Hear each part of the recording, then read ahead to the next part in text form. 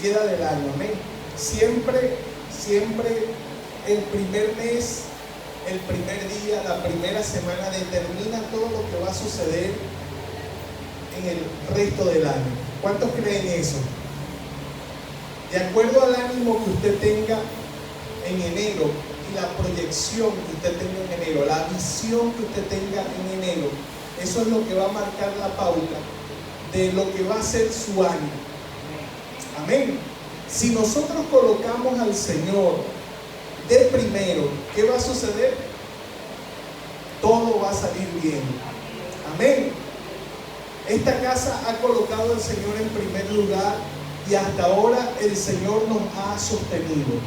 Hasta ahora el Señor nos ha guardado. Vino la peste y estamos de pie. Gracias a Dios no le plació llevarnos a ninguno de nosotros. Pues quiero que sepa que cuando la persona fallece es por voluntad del Señor. Amén. Porque Él es el dueño de nuestras vidas. Amén.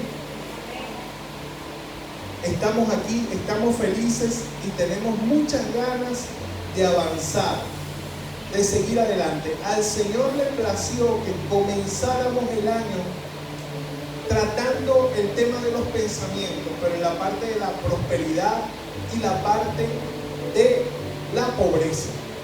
Pensamientos de prosperidad versus pensamientos de pobreza. ¿Me escuchó? Seguimos tratando ese tema. El Señor está empeñado en renovar nuestra manera de pensar. Ya lo hemos explicado antes. El Señor sigue empeñado en cambiar nuestra manera de pensar. Él no quiere que sigamos siendo las mismas personas. Explicábamos la semana pasada que usted no puede ser el mismo que era el año pasado. Explicábamos que usted debería de determinarse no ser el mismo cuando lleguemos a final de este año. Amén. ¿Cuántos quieren y anhelan más de Dios? Hablábamos ayer, cuando pasábamos la nota de voz, creo que era Mateo capítulo 5, verso 3, que dice: bienaventurados los pobres en espíritu, porque de ellos es el reino de los cielos. Y mucha confusión se ha prestado para esta palabra, porque muchos, ignorando la verdad bíblica, piensan que la pobreza es de Dios, piensan que la escasez es de Dios, piensan que la ruina es de Dios. ¿Me escuchó? Y yo creo que no. Conociendo a un Dios que es el dueño del oro y de la plata, donde en el lugar donde Él habita las calles son de oro, los mares son de cristal, donde la palabra dice que hay mansiones esperando por nosotros, mansiones celestiales o moradas celestiales, yo no creo que allí haya escasez. Conociendo a un Dios que colocó a Adán y a Eva en el huerto del Edén, donde ellos no tenían necesidad, no tenían dolor, no tenían enfermedad, no pasaban por sufrimiento, todo era de ellos y ellos eran señores de todo. La palabra de Dios establece que el Señor le dijo a Adán que se enseñoreara sobre todas las cosas. Podían comer de los frutos de los árboles sin necesidad de ir a lo del boliviano a comprar. No tenían que cultivar la tierra, todo se daba solo por la voluntad del Señor. Entonces yo quisiera saber si en ese lugar había pobreza o había escasez, había ruina o había enfermedad. Cuando usted se pone a buscar la palabra pobreza en ese texto bíblico, habla de la necesidad que debemos de tener nosotros de estar en Dios. Amén. No habla de ruina, no habla de escasez, no habla de andar con harapos viejos, no habla de andar de uno andar sin bañarse, no habla de la tristeza, habla de la necesidad que tenemos del Señor. Y mira lo que dice después: de ellos es el reino de los cielos. Yo no asocio la palabra de reino, por ejemplo, con un pueblo. como un caserío, como un lugar de bajos recursos. Yo asocio la palabra del reino con cosas majestuosas. Yo asocio la palabra del reino con corona, con diademas, con oro. Yo asocio la palabra del reino con vestidos elegantes, con armadura. Amén. Yelmo de la salvación, coraza de justicia, escudo de la fe, zapatos aprestos del evangelio, cinto de la verdad. Yo no asocio la palabra el Señor no dijo, bueno, ponte allí un gorro maltrecho de la salvación.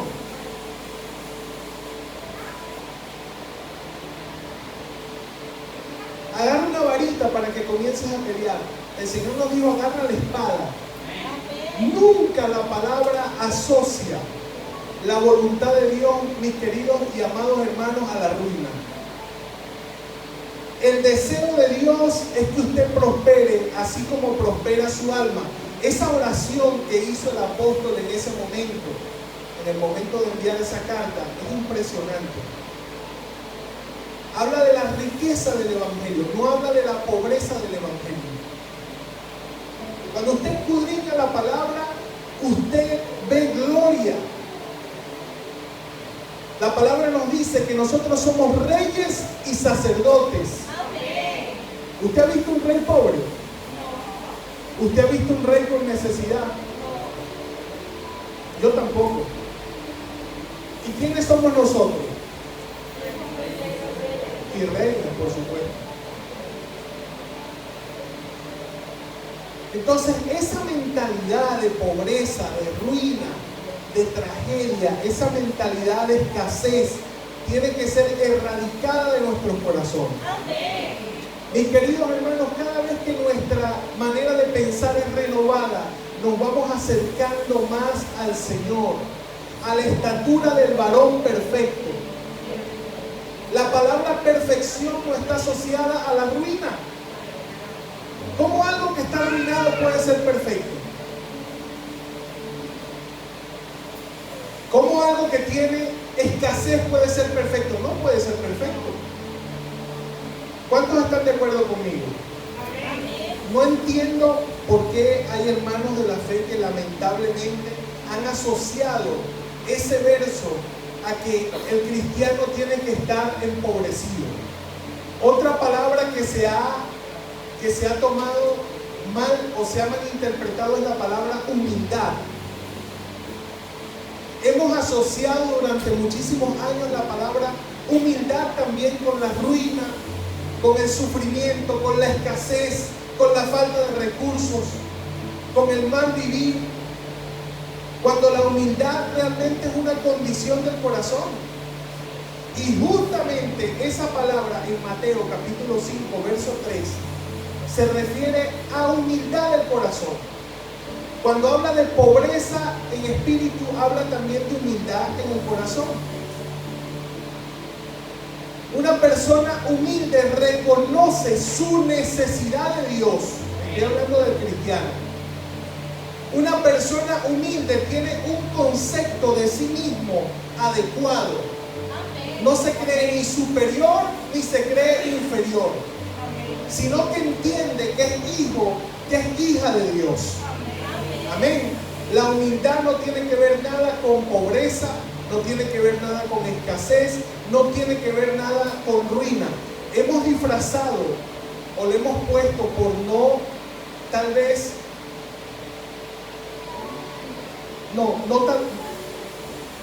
por no despreciar a las personas que tienen una condición de escasez, hemos puesto, no, tienen una condición humilde, son de condición humilde. Es una familia humilde y no tiene nada que ver una cosa con la otra. Si hay escasez, hay escasez. Eso no tiene nada que ver con humildad. ¿Usted sabe por qué? Porque yo conozco mucha gente con mucha necesidad y muy orgullosa. ¿Sabía eso?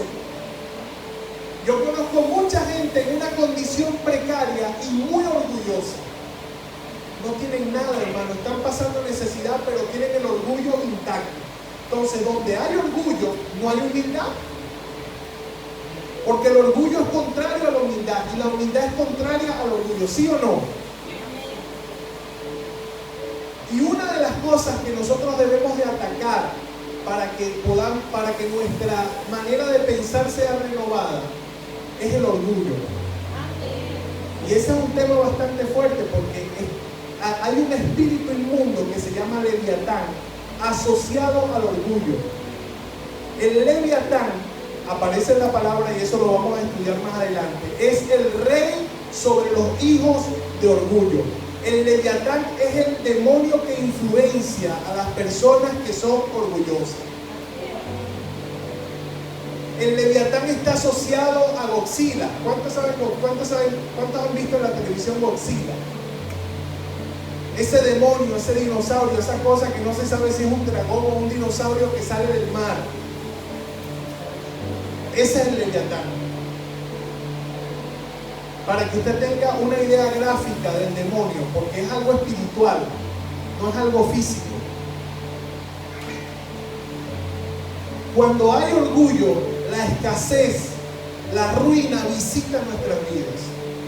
¿Usted sabe por qué? Porque la palabra también establece que Dios mira de lejos al orgulloso y atiende al humilde. Amén. Entonces, para prosperar tenemos que ser humildes. El tema se pone bueno, pero eso es para la semana que viene. Esta semana, o el día de hoy, vamos a estar hablando de dos condiciones que tiene el ser humano, o dos maneras de pensar que tiene el ser humano dentro de la iglesia. Estoy hablando dentro de la iglesia. Algo que nos mantiene a nosotros en escasez. Algo que nos mantiene a nosotros en ruina. Vamos a hablar solamente de dos. Pero antes de hablar de esos dos, yo quiero que atendamos la palabra. En Proverbios capítulo 28, verso 13. Yo tengo la nueva versión internacional. Ya lo dijimos la semana pasada, pero lo vamos a volver a repetir. Proverbios capítulo 28, verso 13 dice: quien encubre su pecado jamás prosperará. Quien lo confiesa y lo deja, haya perdón. ¿Qué dice la palabra? Quien encubre su pecado, diga conmigo, jamás prosperará. Quien lo confiesa, diga conmigo, confiesa, confesar, y lo deja, dice esta versión, y lo deja, no es nada más confesar el pecado, es dejarlo, hallará perdón. Amén. Charles Spurgeon,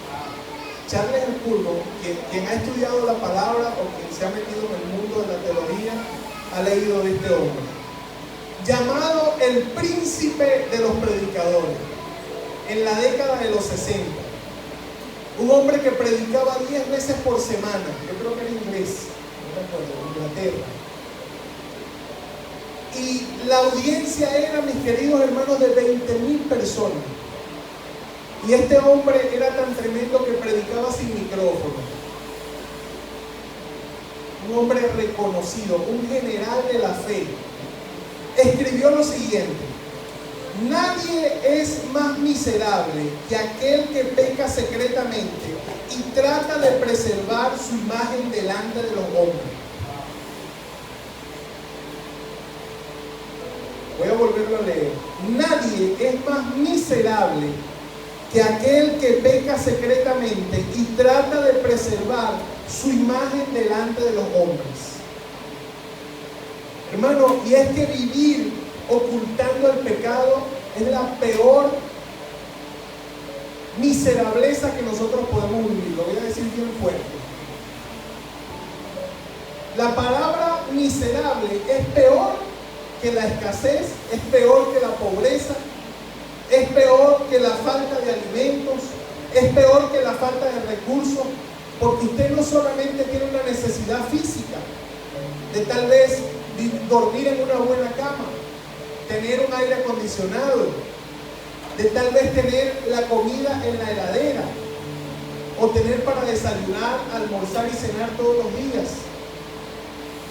Una persona miserable es una persona que constantemente es atormentada por su conciencia y por demonios. Una persona miserable es aquella que conoce su condición y vive llena de temores, vive llena de miedos.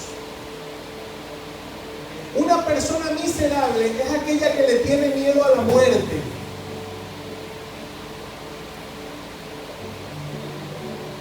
Porque su alma está segura que no va para el cielo.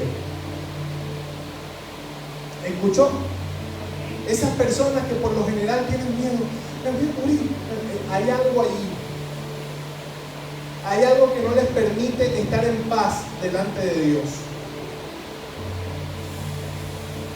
La persona miserable llega al punto, mis queridos hermanos, de arruinarle la vida a otros.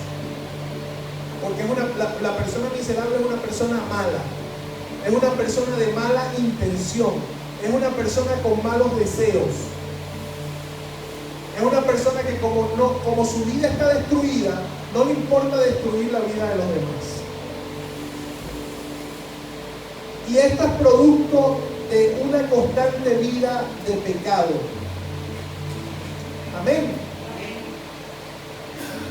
Dije, y esto es producto de una constante vida de pecado. Esto es producto de ocultar el pecado consecuentemente.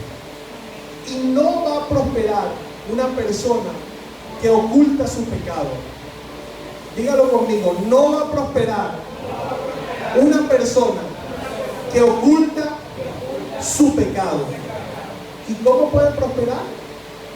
¿Cómo puede prosperar una persona que supuestamente viene a la iglesia, adora al Señor y tiene algo escondido por allí? ¿Cómo puede prosperar? ¿Cómo puede fluir el Espíritu de Dios consecuentemente en una persona que oculta su pecado? ¿Se ha preguntado eso? Esa es la parte fuerte del pecado. Ahora vamos a la parte sencilla del pecado. Santiago capítulo 4, verso 17 dice: así que comete pecado todo el que sabe hacer el bien y no lo hace. La Reina Valera dice: ay de aquel que sabe hacer lo bueno y no lo hace, porque esto se le contará como pecado. Dice: ay de aquel. Entonces usted me está diciendo: pastor, pero es que yo no fornico, yo no adultero, yo no robo, yo no mato, yo no fumo.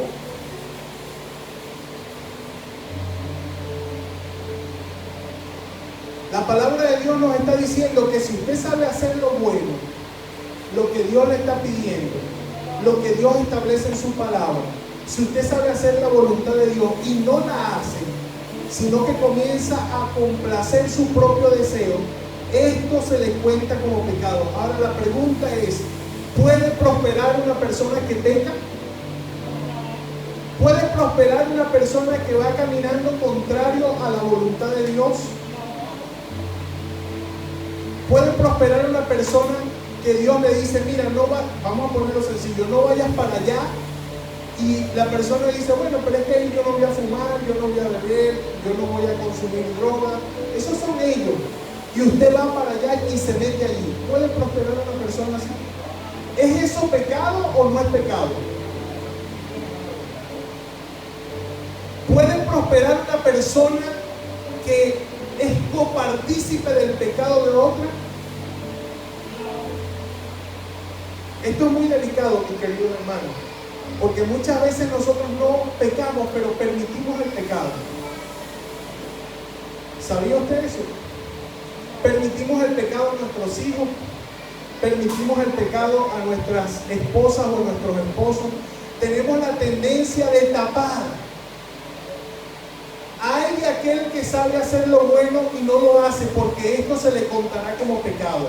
Cuando usted le tapa el pecado a otra persona y trata de cubrirlo porque usted cree que es Jesucristo, perdóneme que se lo diga, usted está pecando. usted no está haciendo lo bueno. Porque la palabra establece que llamemos a lo bueno bueno y a lo malo malo. Cuando usted ve a una persona haciendo algo malo y le dice, no, pero es que está bien, pobrecito, pobrecito, usted está pecando. Ahora, ¿puede prosperar una persona que es copartícipe del pecado con otra? Pregunto nada más, no me respondan todos. ¿Usted no está encubriendo un pecado? Usted está encubriendo el pecado de la otra persona y está encubriendo la complacencia de ese pecado. O sea, está encubriendo su propio pecado también. Y dice la palabra, quien encubre su pecado jamás prosperará. Y ahí está el secreto, mis queridos hermanos, de la mayoría de las situaciones que nos pasan a nosotros. ¿Por qué no hemos salido de la escasez? ¿Por qué no hemos salido de la ruina? ¿Por qué no hemos salido de la situación difícil? ¿Por qué nos cuesta tanto avanzar? ¿Por qué pasan los años, pasan los días y pasa el tiempo y estamos en la misma condición? ¿Por qué no prosperamos?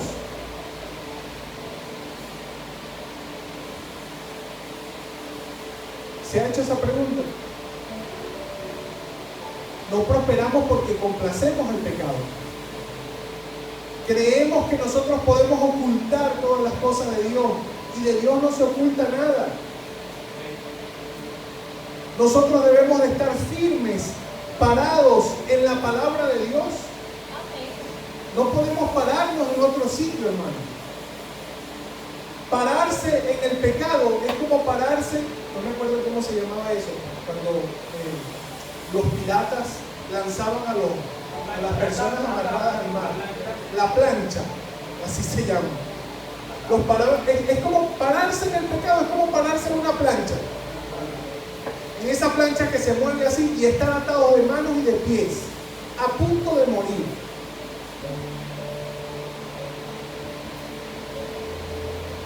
¿Usted quiere prosperar? No encubra su pecado. No lo estoy acusando, pero le estoy predicando. Queremos prosperar, no encubramos nuestros pecados. Yo soy partidario de sacar todas las cosas a la luz. Y yo creo que soy, mis queridos hermanos, y no es por engrandecer ni nada, un líder atípico. Porque yo en el ministerio de liderazgo, yo saco mis cosas y digo, mira, tengo esta situación, me está pasando esto, lo reconozco, tengo que cambiar. Hay que sacar las cosas a la luz. No podemos ocultar las cosas. No podemos ocultar las cosas, porque si nosotros ocultamos las cosas, como líderes de la iglesia, este ministerio no va a prosperar. No podemos sentarnos en una mesa como hipócritas, aparentar que somos perfectos, sin establecer la necesidad tan grande que tenemos de Dios, sin colocar sobre la mesa nuestras debilidades, nuestros defectos, nuestras limitaciones, que todos las tenemos. Yo sí es verdad, hermano querido, que yo me quité esa miserableza de mi cabeza. No hay una cosa más fea y más una carga tan tremenda, y lo predicamos, que vivir aparentando, vivir de apariencia. Eso es feo, hermano, aparentar que somos buenos padres, aparentar que somos buenos hijos, aparentar que somos buenas ovejas, aparentar que somos buenos líderes, aparentar que somos buenos ministros. Aparentar, aparentar, aparentar. ¿Qué va a pasar el día cuando el Señor venga y se descubran todas las cosas? ¿Qué va a pasar el día cuando nos abran el librito y nos revisen ahí? Usted el día tal, a la hora tal, estaba con fulano, fulana, fulana, con Facundo, con Yanina, estaba con Raimundo y todo el mundo, en un lugar donde usted no tenía que estar. ¿Qué hacía allí si usted sabía que no tenía que estar allí? ¿Qué va a pasar ese día, hermano?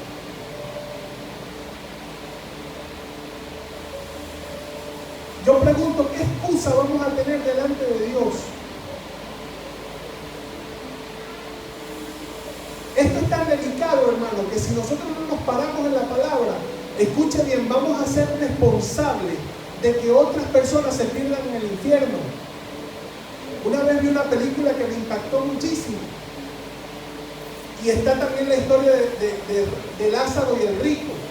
Esa película hablaba de una madre que era cristiana, vamos a ponerlo así, una madre que era cristiana, que le solapaba todo a sus hijos.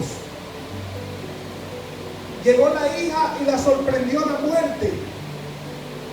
Y la hija bajó al infierno. Llegó la madre y la sorprendió la muerte y bajó al infierno también porque le permitió el pecado a la hija. ¿Y usted sabe cuál era el tormento de esa madre en el infierno?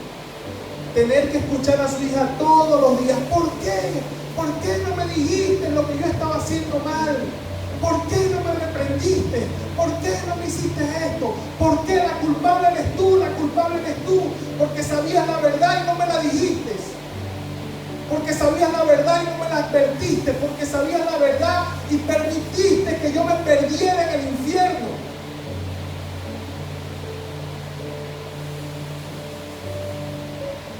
El pastor tiene fama de duro. Pero yo no soy duro, hermano. Dura es la palabra. Y yo no me voy a parar en un púlpito, perdónenme que se los diga, a fantasear con ustedes. Yo respeto mucho a todos los predicadores, a todos los hermanos, pero yo no me voy a parar aquí a decirles, a usted le va a ir bien. Siga así que va bien. Dios lo va a bendecir. Este año yo declaro riqueza, riqueza por aquí, riqueza por allá, riqueza. Perdónenme. ¿Usted quiere prosperar? ¿Usted quiere tener plata? Perdónenme que se lo diga y se lo voy a decir así clarito. No encubra su pecado. Usted quiere estar en paz. Usted quiere disfrutar de todas las bendiciones del Señor. No encubra su pecado, ni le encubra el pecado a los demás. No sea copartícipe del pecado de los demás.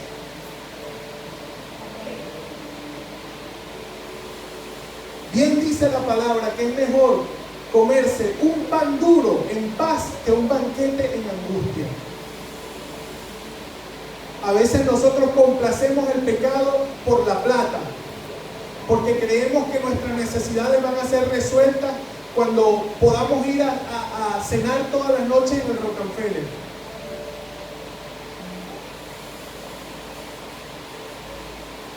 O con la heladera full de comida. O con un televisor de 65 pulgadas de última tecnología, un PlayStation 4, un aire acondicionado. Creemos que vamos a vivir en paz con las cosas materiales. ¿Cómo usted puede disfrutar las cosas materiales si usted vive angustiado? Si le tiene miedo a la muerte. Eso es pobreza, eso es ruina. Y Dios no quiere que sus hijos estén arruinados. Dios no quiere que sus hijos estén maltrechos. Dios quiere que sus hijos prosperen, así como prospera su alma.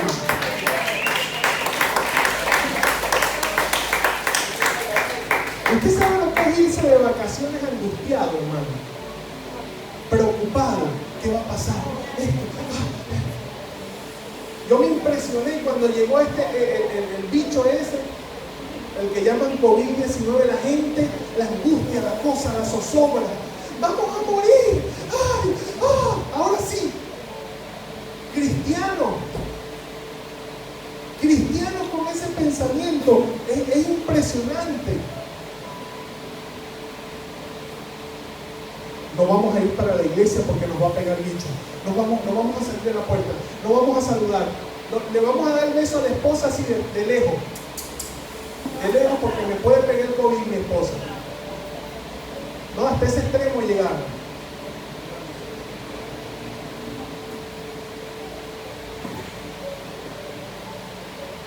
¿Por qué tanta angustia? ¿Tiene miedo de perderse en el infierno?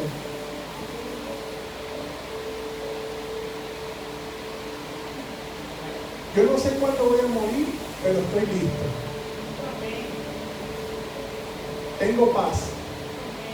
Soy un pecador, sí, no lo niego, pero no soy ese pecador consecuente que está detrás del pecado. Le pido perdón a Dios todos los días, y si fallo al instante, Señor, perdóname. No voy a negar que hay cosas que me cuestan más que otras, pero me arrepiento, hermano. Y busco la manera de cambiar. El cristiano no prospera, mis amados hermanos, porque encubre su pecado. El cristiano no prospera porque le tapa el pecado a los demás. No van a prosperar. Y si prosperan, la palabra habla de la destrucción de las personas que prosperan, de los necios que prosperan. Eso también lo leímos. Amén. Amén. Están calladitos. ¿Cuántos nos vamos a arrepentir hoy de nuestros pecados? ¿Cuántos son pecadores? Hay unos que no lo son. Wow. ¿Cuántos son pecadores?